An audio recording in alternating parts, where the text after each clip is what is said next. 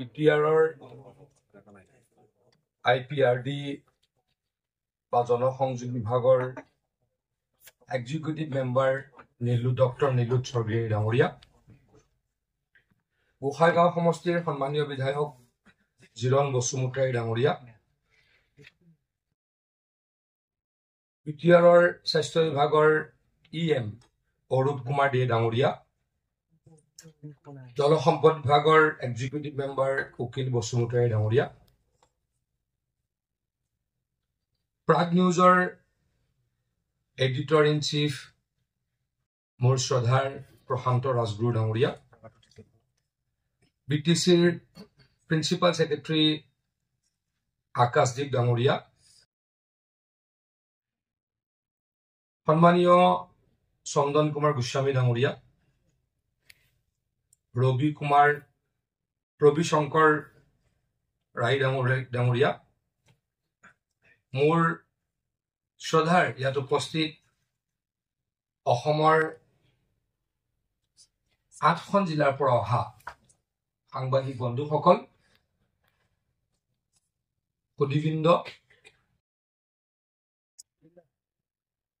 আৰু বিটিআৰ অঞ্চলৰ জ্যেষ্ঠ ব্যক্তিসকল, প্ৰশান্ত ৰাজগুৰু ডাঙৰীয়াই আপোনালোকৰ আগত সাংবাদিকতা কেনেকৈ কৰিব লাগে তেখেতে ভাষণত ক'ব। গুৱাহাটী ইউনিভাৰ্চিটিৰ কমিউনিকেশ্যন এণ্ড জাৰ্নেলিজম ডিপাৰ্টমেণ্টৰ HOD চন্দন কুমাৰ গোস্বামী ডাঙৰীয়াই তেখেতৰ ভাষণ ৰাখিব। মই সাংবাদিকসকলৰ আগত বহুত কিবা ক'ব পাৰোঁ বুলি মই নিজকে নাভাবোঁ, তথাপিতো অসমৰ জনসংযোগ বিভাগৰ মন্ত্ৰী হিচাপে আপোনালোকৰ এই অৰিয়েণ্টেশ্যন কেম্পত দুআষাৰ ক'বলৈকে বা এই অনুষ্ঠানটোৰ ইনাগুৰেটৰ হিচাপে মোক নিমন্ত্ৰণ জনাইছিলে আৰু সেইকাৰণে মই দুআষাৰ ক'বলৈ বিচাৰিছোঁ। আমাৰ আকাশদ্বীপ ডাঙৰীয়াই ইতিমধ্যে কৈছে, আমি সকলোৱে জানো, ইটছ এ শ্লোগান যে গণতন্ত্ৰৰ চতুৰ্থ স্তম্ভ হৈছে সংবাদ মাধ্যম।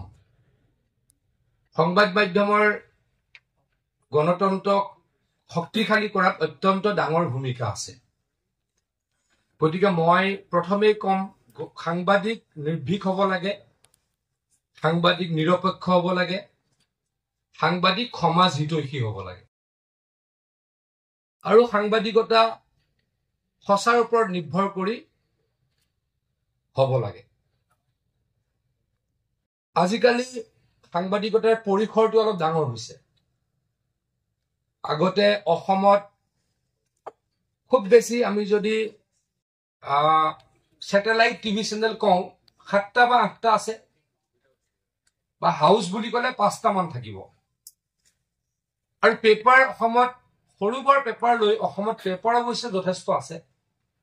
পেপাৰ প্ৰায় 60-65খন 70খন পেপাৰ আছে, কিন্তু বহুল প্ৰচাৰিত বাতৰি কাকত আছে খুব বেছি 5ৰ পৰা 7খন।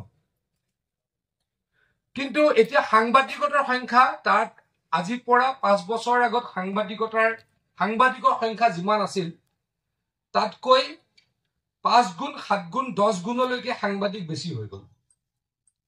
আজিকালি এনেকুৱা এটা পৰিৱেশ হৈছে, আমি যদি কৰবাত এটা বাইট দিব লাগে, কেতিয়াবা বাইটটো আমি 3বাৰ দিব লাগে। একেকেইটা প্ৰশ্ন, একেকেইটা কথা আমি 3বাৰ ছেপাৰেট কৰি দিব লাগে। কিয় দিব লাগে? যে সাংবাদিক বেছি হ'ল, সাংবাদিকতা কৰা মানুহ বেছি হ'ল। কিয় হ'ল? যে এতিয়া ডিজিটেল মিডিয়াত, ফেচবুকত বা অন্যান্য ছচিয়েল মিডিয়া প্লেটফৰ্মত 2-3জন মানুহ লগ লাগি ঘৰত বহি সাংবাদিকতা কৰিব পাৰি।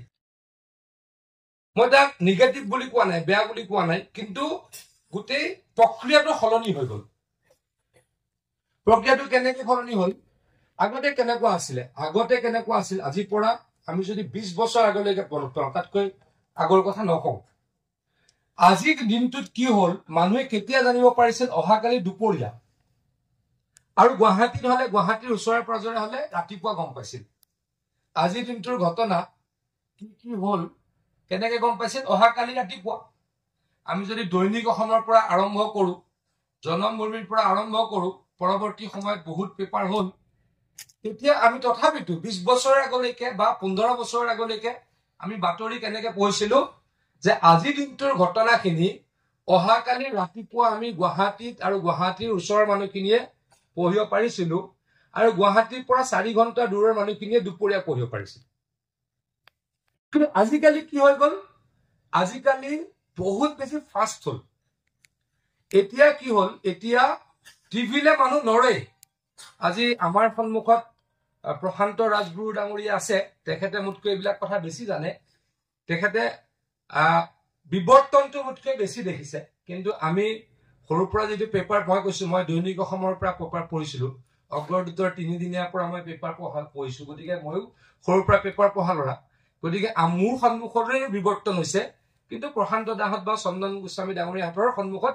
বেছিকৈ আছে কাৰণ তেওঁলোকে বেছিকৈ ভালদৰে মুতকৈ জানে বিবৰ্তনটো এনেকুৱা আকৌ কৈছো যে আগতে এটা বাতৰি পঢ়িবলৈ মানুহক লাগিছিলে কিমান দিন 24 ঘণ্টা বা 20 ঘণ্টা এতিয়া কিমান সময় লাগে 10 মিনিটস আগতে 10 মিনিটস আগতে কিছিল ব্ৰেকিং নিউজ আগতে নিউজটো আহি পোৱাৰ আগত প্ৰশান্ত দাহঁতে কি মাৰে ব্ৰেকিং নিউজ মাৰে টিভি মানে তাৰ পাছত আধা ঘণ্টাৰ পিছত মূল নিউজটো আহিব এটা ব্ৰেকিং নিউজলৈকে সময় নাই এটা একদম কোনোবাই ফেসবুকত আপলোড কৰি দিব ফেসবুকত আপলোড কৰি দিয়াৰ লগত ভাইৰেল হ'ব আৰু কি হ'ব তাৰ পাছতহে মানুহে টিভিত দেখা পাব নেক্সট ডে আকৌ পেপাৰত দেখা পাব তথাপিতো মই নকওঁ পেপাৰৰ গুণগত মানদণ্ড কমিছে বুলি মই নকওঁ কিন্তু এটা কথা ঠিক যে পেপাৰৰ প্ৰচলনৰ সংখ্যাটো অলপ কমিছে আনকি আৰু এটা কথা মই অপ্ৰিয় সত্য কথাকে মই কওঁ কাকো মই টাৰ্গেট কৰি কোৱা নাই মই যেটো জনসংযোগ মন্ত্ৰী গতিকে মই এই কথা বিদেশৰ লগত মই জড়িত হৈ থাকো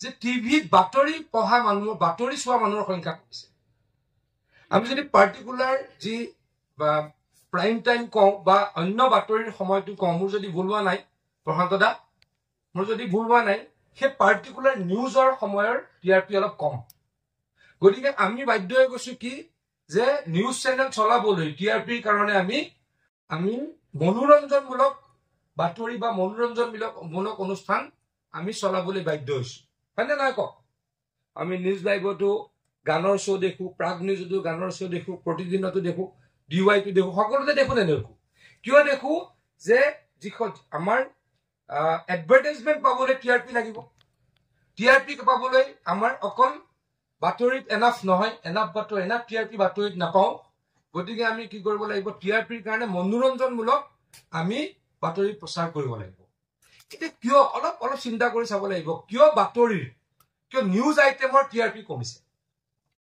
অলপ কৰবাত নহয় কৰবাত কিবা এটা চেঞ্জ বিচাৰিছে মানুহ মই আকৌ কৈছো মই কাকো সমালোচনা কৰাৰ দৃষ্টতা নাই বেছিকে মই নাজানো অলপ কাৰিকৰী কথা বা মই ব্যৱহাৰিক কথাকেইটাৰ ওপৰত মই দুআষাৰ ক'ব ওলাইছো যে কিয় আজি মই আকৌ কৈছো প্ৰশান্ত দা চাগে বাৰে বাৰে নামটো লৈ আছো আজিৰ পৰা 10 বছৰ আগতে প্ৰাইম টাইম নিউজৰ যিমান টিআৰপি আছিল তাৰ আধা হৈছে প্ৰশান্ত দা হয়নে তাৰ আধা হৈছে নে তাতকৈ কমিছে না 1/4 তেখেতে এডিটৰ নিউজ চিফ এডিটৰ নিজে জানে মই অলপ পৰোক্ষভাৱে জানোতে প্ৰত্যক্ষভাৱে তেখেতে প্ৰত্যক্ষভাৱে জানে তেখেতে ক'লে যে আজিৰ পৰা 10 বছৰৰ আগত নিউজ আইটেমৰ টিআৰপিতকৈ এতিয়া 1/4 হৈ গ'ল কিয় কমিছে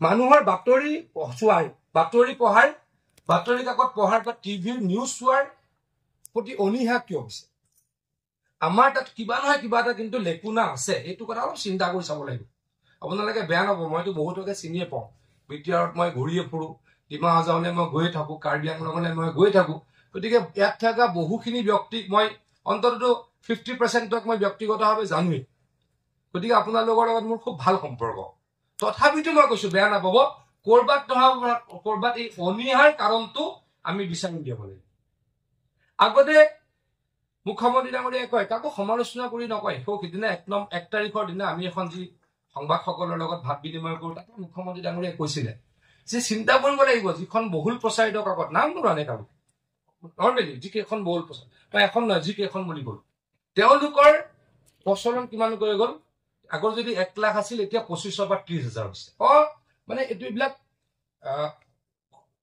দুখ কবলৈ বেয়া লাগে কিন্তু অসত্য নহয় কিয় হৈছে এই কথাটো তাৰ কাৰণে ৰেছপন্সিবিলিটি কিন্তু কোনোবাই নহয় কোনোবাই ল'ব লাগিব তাৰ কাৰণে কোনোবা ক্ষেত্ৰত চৰকাৰে যদি কিবা ল'ব লগা আছে চৰকাৰে ল'ব লাগিব। প্ৰথম মোৰ কথাটো কৈছো, কোনোবা ক্ষেত্ৰত মালিকেও ল'ব লাগিব, কোনোবা সময়ত এডিটৰেও ল'ব লাগিব, আৰু বহু সময়ত ফিল্ডত থকা সংবাদ মাধ্যমৰ মোৰ শ্ৰদ্ধাৰ কৰ্মীসকলে বা সাংবাদিকসকলে ল'ব লাগিব। মানে মানুহৰ এনেকুৱা হৈছে নেকি যে এই বাতৰিটো মিছাই, গতিকে কিয় চাওঁ, তেনেকুৱাও হ'ব পাৰে যে এই বাতৰিটো আধা সঁচা আধা মিছা। আমি কেতিয়াবা কি কৰো, ব্ৰেকিং নিউজৰ তাগিদাত, TRPৰ তাগিদাত, আমাৰ ABCৰ তাগিদাত, চাৰ্কুলেশ্যনটো ABC কয় পেপাৰৰ, তেওঁলোকৰ সংখ্যা আগবঢ়োৱাৰ তাগিদাত আমি কি কৰো, আমি কেতিয়াবা অতিৰঞ্জনমূলক বাতৰিও প্ৰচাৰ কৰো নেকি, সেই কথাটো চিন্তা কৰিব লাগিব। সেই কথাকেইটা যদি চিন্তা নকৰো, মানুহে কি কৰিব, আৰু পেপাৰ নোপোৱা হ'ব, আৰু টিভিত বাতৰি নোচোৱা হ'ব। তেতিয়া কি হ'ব, তেতিয়া আমাৰ গণতন্ত্ৰ সুস্থ নহ'ব। মানে গণতন্ত্ৰত কি কি আছে, সংসদৰ যদি গৰিমা কমি যায়, দেশখন কোনে চলাব? সংসদৰ গৰিমা অটুট ৰাখিবলৈ সাংবাদিকসকল কি হ'ব লাগিব, সচেতন হ'ব লাগিব। মই পলিটিচিয়ান, মই যদি আপোনালোকক ভয়ে নাখাওঁ, মইতো যি টি কাম কৰিম। কাৰ্যপালিকাই যি টি কাম কৰিব, ন্যায়পালিকাই যদি সকলোকে কণ্ট্ৰল নকৰে, অৰাজক পৰিস্থিতিৰ সৃষ্টি হ'ব। গতিকে সংবাদ মাধ্যম শক্তিশালী হৈ থাকিব লাগিব, তেতিয়াহে গণতন্ত্ৰ আৰু শক্তিশালী হ'ব। গণতন্ত্ৰ হলে বাকীবিলাক দেশত গণ্ডগোল। এতিয়া চীন দেশৰ কথা বহুতে কয়, আগুৱাই গ'ল, কিবা গ'ল, কিন্তু মানুহে তাত অপেনলি থাকিব নোৱাৰে। তাতে চীন দেশৰ যিজন ৰাষ্ট্ৰপতি, তেওঁক অপেনলি কোনো ক্ৰিটিচাইজ কৰিব নোৱাৰে। এখন বাতৰি কাকত কাৰো ব্যক্তিগত মালিকৰ অধীনত নাই, এটা টিভি ব্যক্তিগত মালিকৰ অধীনত নাই। আমাৰ গণতন্ত্ৰত সকলো আছে। আমাৰ গণতন্ত্ৰত মুখ্যমন্ত্ৰীক গালি পাৰিব পাৰে, মন্ত্ৰীক গালিব পাৰে, প্ৰধানমন্ত্ৰীক গালিব পাৰিব পাৰে, তাততো নোৱাৰে। গতিকে আমি মুকলি মনেৰে ঘূৰি ফুৰিব পাৰো, কাৰণ আমাৰ দেশত গণতন্ত্ৰ আছে। আৰু ভাৰতবৰ্ষৰ গণতন্ত্ৰ পৃথিৱীৰ ভিতৰত শক্তিশালী হোৱাৰ এটা মাত্ৰই মই উদাহৰণ দিম। একেলগে আমি দেশ স্বাধীন হৈছিলো, পাকিস্তান আৰু ভাৰতবৰ্ষ। তাৰ পাছত পাকিস্তান গুচি আৰু বাংলাদেশো হল। এই তিনিখন ৰাষ্ট্ৰৰ কথা যদি চাওঁ, আজিলৈকে আমাৰ দেশত এদিনো কি নহল, সামৰিক অভ্যুত্থান নহল। 2 বছৰৰ কাৰণে ইন্দিৰা গান্ধী ডাঙৰীয়ানীয়ে এমাৰ্জেঞ্চি আনিছিল, আকৌ গণতন্ত্ৰ প্ৰতিষ্ঠা কৰিবলৈ বাধ্য হল। কিয়? আমাৰ চিষ্টেমটো শক্তিশালী। পাকিস্তানত কিমান বাৰ এতিয়ালৈকে সামৰিক অভ্যুত্থান হল, সেইদিনাখন বাংলাদেশত হল, হৈছে নে নাই?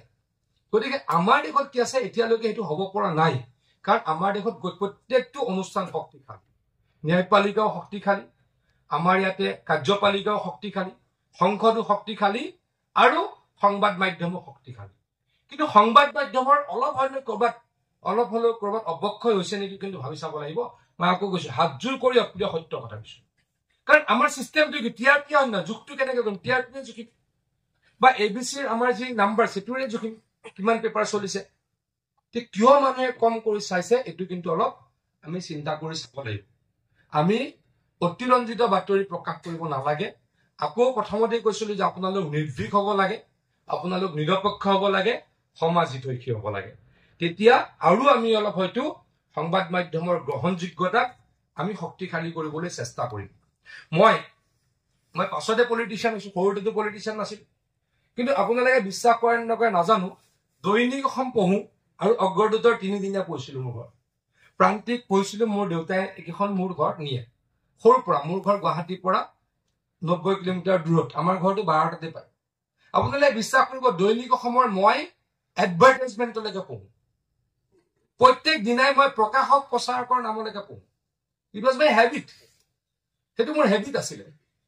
কিন্তু এতিয়া কি হৈছে, এতিয়া মই জনসংযোগ মন্ত্ৰী হৈ এতিয়া মোৰ অলপ সময়, প্ৰত্যেকখন পেপাৰ পঢ়িলেও অলপ সময় কম, হেডলাইনখিনি মই সদায় চাওঁ। কিন্তু আজি ল'ৰা ছোৱালীয়ে কিমানে পেপাৰ পঢ়ে, কিমানে টিভিত বাতৰি চায়। আজি আমাৰ ল'ৰা ছোৱালীয়ে পেপাৰ কিমানে পঢ়ে, আমাৰ ল'ৰা ছোৱালীয়ে টিভি কিমানে চায়। মানে বাতৰি কাকত পঢ়িবই ডেফিনেটলি লাগিব। মই বাতৰি কাকত পঢ়িয়ে মই বহুত কথা শিকো, টিভি চাই মই বহুত কথা শিকো। কিন্তু অলপ আকৌ কৈছো, এই যে পলিটিকেল নিউজ বা অন্য নিউজ যিটো কম, নিউজক চাগে অলপ মানুহে কম চোৱা হৈছে। সেইটো কিন্তু আমাৰ কাৰণে বিপদজনক। সেই কথাটো আমাৰ কাৰণে বিপদজনক। আপোনালোকে, আমাৰ যিসকল জ্যেষ্ঠ, আপোনালোকো বহুত জ্যেষ্ঠ, অলপ এনেকুৱা কিছু সিদ্ধান্ত লব লাগিব, কি কৰিলে আমি আৰু বাতৰি কাকতৰ বা টিভিৰ বাতৰিৰ সেই সোণোৱালী অতীতলৈকে ঘূৰি যাব পাৰি কেতিয়াবা কেতিয়াবা কি হয় কেতিয়াবা আমি মইতো আকৌ কৈছো মই জনসংযোগ মন্ত্ৰী ৰাজগুৰুদাকো ফোন কৰো মই মালিকসকলকো ফোন কৰো পৰহিদিনাখন মই ৰাজগুৰুদাক ফোন কৰিছিলো মনত আছে এটা নিউজ ওলালে এখন পেপাৰত মই তেখেতলোকক টাৰ্গেট কৰি পোৱা নাই এক্সাম্পল দিবলৈ কৈছো আৰু সেই একেটা নিউজ আমাৰ প্ৰশান্ত দাৰ চেনেলটোতো ওলালে অসম চৰকাৰে শ্বেডিউল কাষ্ট আৰু শ্বেডিউল ট্ৰাইবৰ আঁচনিসমূহ বন্ধ কৰিছে আৰু ৰাতিপুৱাই মোৰলৈকে মই বাতৰি কাকত চোৱা নাই মোৰলৈ হোৱাটছআপ নি আহি যায় ফাৰ্ষ্ট পেজৰ গোটেইখিনি মোৰ এটা চিষ্টেম আছে পেপাৰৰ গোটেই ফাৰ্ষ্ট পেজখিনি মোৰ তাত আহে মই চালো চাই পেলাই মই যিহেতু ছ'চিয়েল জাষ্টিছ এণ্ড এম্পাৱাৰমেণ্ট ডিপাৰ্টমেণ্টৰ মন্ত্ৰী শ্বেডিউল কাষ্ট আৰু OBCৰ মানুহখিনিৰ কামখিনি মোৰ আণ্ডাৰত পৰে গতিকে মই লগত চিৰিয়াছ হৈ গলো মই ইমিডিয়েটলি মই বাতৰিটো মই আমাৰ যিগৰাকী ফাইনেন্স ছেক্ৰেটাৰী তেখেতলৈকে পঠাই দিলোঁ তেখেতে 10 মিনিটৰ ভিতৰত মোক এটা অৰ্ডাৰ পঠালে তাতে লিখিছে যে হেড অফ একাউণ্টটো চেঞ্জ কৰা হৈছে অসম চৰকাৰৰ প্ৰায় 10টামান হেড অফ একাউণ্ট SOPD যি বোলা এটা হেড অফ একাউণ্টলৈকে অনা হৈছে কিন্তু বাতৰিত ডাঙৰকে লিখি দিলে অসম চৰকাৰে অনুসূচিত জাতি আৰু অনুসূচিত জাতিৰ স্কিমবিলাক বন্ধ কৰি দিলে তাৰপাছত চেম নিউজটো দাদা প্লিজ বেয়া নাপাব কৈছো চেম নিউজটো মোক প্ৰশান্ত খুব ভাল কাৰণে মই তেওঁৰ নামটো বাৰে লৈ আছো তেখেতৰ তাতো ওলাম তেখেতে মোক ক'লে পীযুষ মই ভালকে চোৱা নাছিলো হয় দাদা তেখেতৰ ভুল নাই কিন্তু যিজনে কৰিলে সেইজনে ভালকে নাচালে বা যিখন পেপাৰত ওলাইছিল যিজন সাংবাদিক বন্ধুৱে কৰিলে তেওঁ হয়তো চাগে ভালকে নাচালে তাতে কি হ'ল যেতিয়া মই এটা ৰিপ্লাই এটা দিলো মই ৰিপ্লাই দিয়াৰ লগত চবেই তাতো কোনোবাই মোক সমালোচনা কৰিলে কোনোবাই বাতৰিটো দিনে দিছে তেওঁলোকক সমালোচনা কৰিলে মানে কনফিউজন এটা ক্ৰিয়েট হ'ল নাই যেতিয়া মই যদি এষ্টাব্লিছ কৰোঁ কাৰণ মইতো অৰ্ডাৰটো দিছো মই কৈ দিছো যে 21 নম্বৰ পইণ্টটো চাওক এই অৰ্ডাৰ কপিটোৰ 21 নম্বৰ পইণ্টটো চাওক তাতে লেখা আছে অসম চৰকাৰৰ অমুক হেড অফ একাউণ্টখিনি SOPD যি নামৰ হেড অফ একাউণ্ট ওলাল গতিকে বন্ধ হোৱাৰ প্ৰশ্নটো নাই তাতে যিখিনি মানুহে বুজিলে সেই নিউজটো কৰা মানুহকেইটাক বেয়া পাব তেনেকে অলপ নিউজটোৰ প্ৰতি মানুহৰ গুৰুত্বটো হয়তো কমি যাব পাৰে কিন্তু মই আকৌ কৈছো মই যদি ভুল কৰিছো সংবাদ মাধ্যম মোৰ ওপৰত জপিয়াই কৰিব লাগে নহলে কি হৈ যায় মোকতো কোনো ধৰিবই নোৱাৰে মইতো গুৰু গোসাঁই নবনা হৈ যাম হয়নে নহয় কওক গতিকে বেলেঞ্চিং এটা আমাৰ চিষ্টেম হ'ব লাগে বুলি মই অনুভৱ কৰোঁ আমাৰ বাহিৰত আমাৰ অসমত আজিকালি হৈছে মাজতে নাইকিয়া হৈ গৈছিলে যে মোৰ এগেইনষ্টত এটা নিউজ কৰিব কেতিয়াও মোক খোজা নহয় কিন্তু আমি বাহিৰৰ বা নেশ্যনেল লেভেলৰ আমি আমাৰ মানুহ নেশ্যনেল লেভেলতকৈ কোনো পৰ্যায় কম নহয় গুণগত মানদণ্ডত আমি কম নহয় কিন্তু কিছুমান বাতৰি কাকতে এনেকুৱা এটা বা টিভিয়ে এনেকুৱা কিছুমান অলপ মেইনটেইন কৰে এথিক্স যে মোৰ এগেইনষ্টত এটা নিউজ কৰোঁতে মোৰো এটা কমেণ্ট লৈ লয় হয়নে মোৰো এটা কমেণ্ট লৈ লয় কিন্তু মাজত অসমত এই পৰিৱেশটো অলপ কমি গৈছিলে যে পীযুষ হাজৰিকা অমুক বেয়া কিন্তু মোৰ পৰা এটাও কোনো নিবিচাৰে গতিকে লাহে কি মই জানো যে মই এইখিনি বেয়া কৰাই নাই গতিকে মই এখন পেপাৰ কিয় পঢ়িম কথাবিলাক তেনেকুৱা গতিকে মোৰ পইণ্টটো কি মই আকৌ কৈছো আমাৰ দেশখনক ষ্ট্ৰং কৰিবলৈ গণতন্ত্ৰতকৈতো বেষ্টটোৱে নাই গণতন্ত্ৰ নাথাকিলে মোৰ কিবা স্বাধীনতা নাইকিয়া হৈ যাব আপোনাৰ স্বাধীনতা নাইকিয়া হৈ যাব গতিকে গণতন্ত্ৰতকৈতো ওপৰত আৰু বেলেগ চিষ্টেম ষ্ট্ৰং আৰু ছাকচেছফুল চিষ্টেম আছে বুলি আমি কোনোৱে নাভাবো আকৌ কৈছো গণতন্ত্ৰক ষ্ট্ৰং কৰিবলৈ সংবাদ মাধ্যম ষ্ট্ৰং হৈ থাকিবই লাগিব সংবাদ মাধ্যম ষ্ট্ৰং হ'বলৈ কি হ'ব লাগিব সংবাদ মাধ্যমৰ যি গৰিমা সেয়া লাঘৱ হ'ব নোৱাৰিব সংবাদ মাধ্যমৰ যি প্ৰতিষ্ঠা সেয়া কি হ'ব নোৱাৰিব সেয়াৰ প্ৰতি মানুহৰ প্ৰশ্ন আহিব নালাগিব আজি আপোনালোক মেক্সিমাম মফচলীয় সাংবাদিক আপোনালোকৰ গুৰুত্ব অপৰিসীম আপোনালোকৰ নিউজ নাহিলে টিভি ৰৈ থাকিব লাগিব পেপাৰ ৰৈ থাকিব লাগিব কিন্তু আপোনালোকে অলপ গুণগত বাতৰি প্ৰচাৰ কৰাৰ কাৰণে প্ৰয়াস কৰিব আৰু সদায় কেতিয়াবা কি কৰা ছাকচেছ ষ্টৰী মোৰ নহয় অসমৰ জনসাধাৰণৰ যে এজন মানুহে এজন খুব ভাল খেতি কৰিছে এজন মানুহ সমাজ সংগঠক এজন মানুহে কিবা এটা কামত ৰিভলিউশ্যন আনিছে তেওঁলোকৰ বাতৰিবিলাক প্ৰকাশ কৰিব লাগে তেওঁলোকক চাইনে মই নাচাই নাজানো কিন্তু তেওঁলোকৰ যদি দুটাও ধৰি লৈ এজন মানুহ খুব স্বাৱলম্বী কৃষক তেওঁ কোনোবাই খেতি কৰিছে গৰু পুহিছে ছাগলী পুহিছে গাহৰি পুহিছে তেওঁৰ বাতৰি এটা পঢ়ি কিন্তু হয়তো 20টাই নপঢ়িব পাৰে, 5টাই পঢ়িব, দুজন মানুহে তাৰ পৰা কিন্তু কি হ'ব পাৰে, তাৰ পৰা আকৰ্ষিত হ'ব পাৰে, ইনস্পিৰেশ্যন পাব পাৰে। তেনেকুৱা বাতৰি প্ৰচাৰ কৰিলে হয়তো অলপ ভাল হ'ব। এটা কথা মই লাষ্টত কম, মই বহুত দীঘলীয়াকে নকওঁ, আমাৰ পেপাৰ টিভিৰ অলপ ৰেষ্ট্ৰিকশ্যনছ থাকে, কাৰণ তেওঁলোকৰ বিৰুদ্ধে মিছা বাতৰি বুলি যদি কোনোবাই ভাবে প্ৰকাশ কৰা বুলি, তেওঁলোকৰ বিৰুদ্ধে ডিফেমেশ্যনত যায়, অলপ চামহাও তেখেতলোক কণ্ট্ৰল থাকে। আজিকালি কিন্তু পৰ্টেলৰ কণ্ট্ৰল নাইকিয়া হৈ গ'ল। এতিয়ালৈকে আমিও পৰ্টেলৰ বিৰুদ্ধে বুলি শব্দটো কোৱা নাই, পৰ্টেলক কণ্ট্ৰল কৰিবলৈ বুলি কোৱা নাই, কিন্তু ৰুল ৰেগুলেশ্যন যিখিনি থাকে আমি এতিয়ালৈকে আনিব পৰা নাই, কিন্তু সেইটোকো দুৰ্বলতা বুলি ভাবিব নালাগে। পৰ্টেল কৰি কি কৰে, ঘৰতে দুজন মানুহ, আনকি এনেকুৱাও দেখিছো গিৰিয়েক ঘৈণীয়েক মালিকো সাংবাদিক, হয় নে নহয়? আৰু তেওঁলোকে গৈ চুলিও লাগে, এনেকুৱাও দেখিছো মই। তেওঁলোকে গৈ খেদি মেলি যায় বোমটো দিবলৈ। মোৰ এইবিলাক এক্সপিৰিয়েঞ্চ হৈছে, মই কাৰো পাৰ্চনেলি নাম কোৱা নাই। তাৰ পৰা কিন্তু কি হৈছে, তাৰ পৰা অলপ আৰু কিন্তু পৰ্টেলৰ কিছু পৰ্টেলৰ, মই সকলোকে কোৱা নাই, আপোনালোকে কোনো নকব পৰ্টেলে সমাজ কুলসিত কৰিলে বুলি নকব, মই কৈছো বুলি।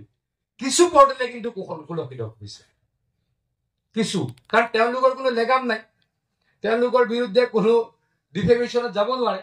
গতিকে তেওঁলোক কি হৈছে, বহুতো, সকলো নহয়, সকলোৰে হৰ্তা কৰ্তা ভাগ্য বিধাতা হৈ গৈছে, হয়নে?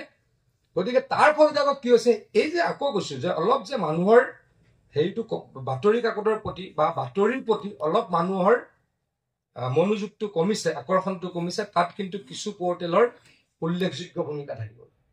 আৰু এইটো যোৱা 5-6 বছৰ হৈছে। অসমত চাগে এতিয়া 5,000 মান পৰ্টেল আছে। আৰু প্ৰশান্ত দা, আপোনাক কওঁ, আপোনালোকে যেতিয়া টিভিত বা পেপাৰত এজন নতুন জাৰ্নেলিষ্ট ৰিক্ৰুইট কৰে, তেতিয়া তেওঁলোকৰ এডুকেশ্যন বেকগ্ৰাউণ্ড চাই, ডেফিনেটলি চাই। আৰু সকলোকেতো নলয় নেকি? এতিয়া যদি ময়ে মালিক, ময়ে মোৰ আৰু ৱাইফক লৈ পেলাই পৰ্টেল কৰি, মোৰ মানদণ্ড কোনে চাব? হয়নে নহয়? মই কিমান পঢ়িলো, কিমান জানিলো, হয়নে? হয়তো এনেকুৱাও ওলাব, এনেকুৱাও কৰবাত ওলাব যে ভালকৈ ইংলিছটোতো অলপ বাদেই দিলো, ভালকৈ অসমীয়া দৰখাস্ত লিখিব নাজানাও কিছু শব্দটো আকৌ লগাইছো দেই, আপোনালোকে কাইণ্ডলি হেৰি নকৰিব, মই সকলোকে কবলৈ মোৰ ভয় লাগে, আৰু নকওঁ, সকলোতো বেয়া নহয়, ভয় লগা নহয়, সকলোতো বেয়া হয় নেকি? পৰ্টেলো বহুত ভাল সাংবাদিক ওলাই গৈ পৰ্টেল চলাইছে, অসমত নাম থকা মানুহে বহুতে এতিয়া পৰ্টেল খুলি সাংবাদিকতা কৰিছে। গতিকে বেয়াকে কোৱাৰ মোৰ অভিপ্ৰায় নাই, কিন্তু কিছু মই আকৌ কম, কিছু পৰ্টেলে আমাৰ এই সাংবাদিকতাৰ জগতখনৰ অৱক্ষয় আনিছে। গতিকে সকলো অলপ সাজু হ'ব, আপোনালোকক অনুৰোধ কৰিছো, আপোনালোকে অতিৰঞ্জিত বাতৰিৰ পিছত নাযাব, বাতৰিৰ সত্য শুদ্ধতাৰ ওপৰত আপোনালোকে অলপ মনোযোগ দিব। আকৌ আপোনালোকৰ সোণোৱালী দিন ঘূৰি আহিব। আপোনালোকৰ গুৰুত্ব কম হোৱাটো আমাৰ অভিপ্ৰায় নহয়। আপোনালোকৰ আকৌ কৈছো, মই এজন গণতন্ত্ৰত বিশ্বাসী ব্যক্তি। গতিকে গণতন্ত্ৰৰ অৱক্ষয় হ'ব যদি সংবাদ মাধ্যম দুৰ্বল হয়। আপোনালোক দুৰ্বল নহওক, সংবাদ জগতখন দুৰ্বল নহওক। গতিকে আপোনালোক আৰু অলপ নিৰ্ভীক হওক, আৰু অলপ নিৰপেক্ষ হওক, আৰু ভাল বাতৰি প্ৰকাশ কৰক। এই চৰকাৰৰ কেতিয়াও ভাল বাতৰি নাই নেকি? এজন ৰমন মেগাছেছে বঁটা পোৱা মানুহ, ভাৰতবৰ্ষৰ মুদাপতা তথাকথিত সাংবাদিক, তেওঁ আজি 11 বছৰে নৰেন্দ্ৰ মোদীৰ এগেইনষ্টতে বাতৰি পৰিৱেশন কৰিলে। এটাও কি নৰেন্দ্ৰ মোদীয়ে ভাল কাম কৰা নাই নেকি? মোৰ প্ৰশ্নটো, এটাও নৰেন্দ্ৰ মোদীয়ে ভাল কাম কৰা নাই নেকি? এটাও ভাল কাম নকৰাকে এজন ব্যক্তি 3বাৰ দেশৰ প্ৰধানমন্ত্ৰী হ'ব পাৰে নেকি? নহলে মানুহবিলাক বেয়া। এটাও ভাল কাম কৰা নাই এজন মানুহে 3বাৰ প্ৰধানমন্ত্ৰী হল, আৰু তেওঁক এজন মুধাপুতা তথাকথিত সাংবাদিকে প্ৰত্যেক দিনাই সমালোচনাই কৰে, এতিয়া পৰ্টেল খুলি ললে, হয় নে নহয়? এটাও ভাল কাম কৰা নাই নেকি? মোৰ সেইটো প্ৰশ্ন। আজি হিমন্ত বিশ্ব শৰ্মা ডাঙৰীয়া চৰকাৰে এটাও ভাল কাম কৰা নাই নেকি? যদি এটাও ভাল কাম কৰা নাই, তেখেতে কেনেকে জিকিল?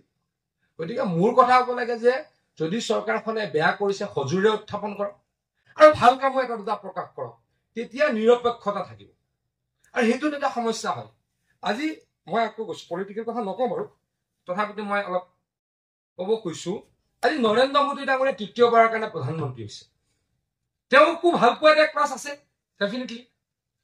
আজি অসমত আমাৰ চৰকাৰখনে 14 চনৰ পাছত বা আমাৰ পাৰ্টিয়ে প্ৰত্যেকটো ইলেকশ্যন জিকিছো কৰবাতটো ভাল কাম কৰা ভাল পোৱা মানুহ আছে গতিকে মানুহে যদি দেখিব এই বাতৰি কাকতে বা এই টিভিটোৱে চৰকাৰখনৰ অকল বদনামে গায় তো এই চৰকাৰখনৰ ভাল পোৱা মানুহখিনিতো বাতৰি কাকত নপঢ়িব দাদা হয়নে অকণমান নিউট্ৰেল হ'ব কৈছো মই বায়াস হ'ব কোৱা নাই মই কেতিয়াও কোৱা নাই যে নৰেন্দ্ৰ মোদী ডাঙৰীয়াই হিমন্ত বিশ্ব শৰ্মা ডাঙৰীয়াই বেয়া কাম কৰিলে অকল প্ৰকাশ কৰক বেয়াটোৱে কওক মই সেইটো কোৱা নাই মই কৈছে বেয়াখিনি দেখুৱাওক সজোৰেৰে উপস্থাপন কৰক দৃঢ়তাৰে উপস্থাপন কৰক তেওঁলোকে যদি কিবা ভাল কৰিছে সেইটো মাজে মাজে দেখুৱাব তেতিয়া হয়তো কি হ'ব মানুহে আহিব যে এই বাতৰি কাকতখন নিৰপেক্ষ এই টিভি চেনেলটো নিৰপেক্ষ আৰু নিৰপেক্ষ নহলে কিন্তু যদি আমি একচেটিয়া হৈ যাওঁ আমাৰ কি হ'ব আৰু আমি বিপদত পৰিম আৰু এইটো চিন্তা কৰিবলগীয়া কথা যে মুখ্যমন্ত্ৰী ডাঙৰীয়া 1 তাৰিখে কৈছিলে যে মই চিন্তা কৰোঁ মই কাকো সমালোচনা নকৰোঁ যে যিখন কাকত 1 লাখ মানুহে পঢ়িছিল কেইদিনমানৰ আগত 1 লাখ কপি চলিছিল এতিয়া 25,000 কপি চলে যিটোৰ টিআৰপি 10 আছিল বাতৰি তাৰ টিআৰপি হৈ গ'ল 2.5 গতিকে এইটো কিন্তু বিপদ তেতিয়া কি হ'ব আপোনালোকৰো গুৰুত্ব কমি যাব সংবাদ মাধ্যমৰ গুৰুত্ব কমা মানে সাংবাদিকসকলৰ গুৰুত্ব কমা হয়নে নহয় কওক সংবাদ মাধ্যমৰ গুৰুত্ব কমা মানে ফাৰ্ষ্ট কেজুৱেলিটি হ'ল সাংবাদিকসকল তাৰ পাছতহে গণতন্ত্ৰৰ কেজুৱেলিটি হ'ব ডেফিনেটলি গণতন্ত্ৰৰ কেজুৱেলিটি হ'ব সংবাদ মাধ্যম যদি উইক হয় গণতন্ত্ৰ বিপদজনক হ'ব মন্ত্ৰীয়ে মুখ্যমন্ত্ৰীয়ে MLA সাংসদে কাকো গুৰু গোসাঁই নামনা হ'ব তেতিয়া বেয়া হৈ যাব অফিচাৰসকলে কাকো গুৰু গোসাঁই নামনা হৈ যাব তেতিয়া গণতন্ত্ৰৰ অৱক্ষয় হ'ব কিন্তু প্ৰথম কেজুৱেলিটি কোন হ'ব আপোনালোকৰ সামাজিক গুৰুত্ব কমি যাব এই সাংবাদিক চব মিছাই লাগে গতিকে কিয় মাতিব লাগে মানে নকওঁ বেয়া নাপাব দেই মই কথাখিনি অলপ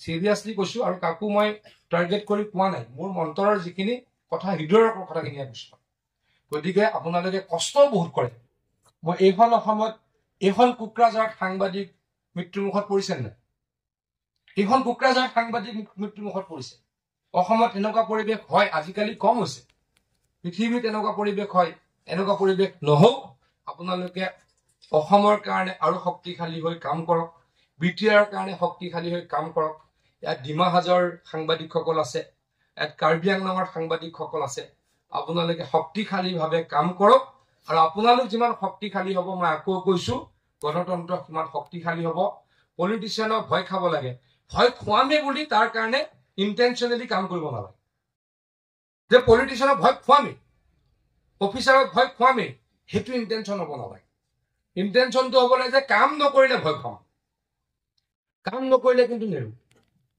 ইন্টেনশনটো এনেকুৱা হ'ব লাগে যে পলিটিচিয়ানে যদি কাম নকৰে তেওঁক কিন্তু নেৰো এই MLA যদি বেয়া কাম কৰে তেওঁক নেৰো কিন্তু এই MLA বেয়া পাওঁ গতিকে নেৰো সেইটো কিন্তু নিৰপেক্ষতা নহয় গতিকে আপোনালোকে দেশৰ কাৰণে দেশক শক্তিশালী কৰিবলৈ আপোনালোকে দায়িত্ব ল'ব লাগিব সংবাদ মাধ্যমক পুনৰ শক্তিশালী কৰিবলৈ হিত গৌৰৱ মই হিত শব্দটো ইন্টেনশনেলি কৈছো অলপ হলেও গৌৰৱ ক'ৰবাত কমিছে দাদা বেয়া নহ'ব কৰা কোনোবা কিজনে বেয়া নহ'ব আকৌ ঘূৰাই আনিবৰ কাৰণে কিছু ব্যৱস্থা হাতত ল'ব লাগিব গতিকে আৰু দীঘলকৈ নকওঁ আপোনালোকক মই ইন্টেনশনেলি একো বেয়াকে ক'ব খোজা নাই মোৰ অন্তৰত মনত থকা কথাখিনি ক'লো কিন্তু হৃদয়ৰ পৰা আকৌ কৈছো সংবাদ মাধ্যমৰ গুৰুত্ব আৰু বৃদ্ধি হওক আৰু শক্তিশালী হওক তাৰ কাৰণে ভগৱানৰ ওচৰত প্ৰাৰ্থনা জনাইছো আপোনালোকক অনুৰোধ জনাইছো আহ্বান জনাইছো মোৰ বক্তব্য সামৰিছো আৰু ইনাগুৰেটৰ হিচাপে আচলতে মই আগবেলা আগত আছিল দেৰিকে আহিলো মাজত আহি দুআষাৰ ক'লো কোনে যাতে বেয়া নাপায় এইখিনিকে কৈ বক্তব্য সামৰিছো ধন্যবাদ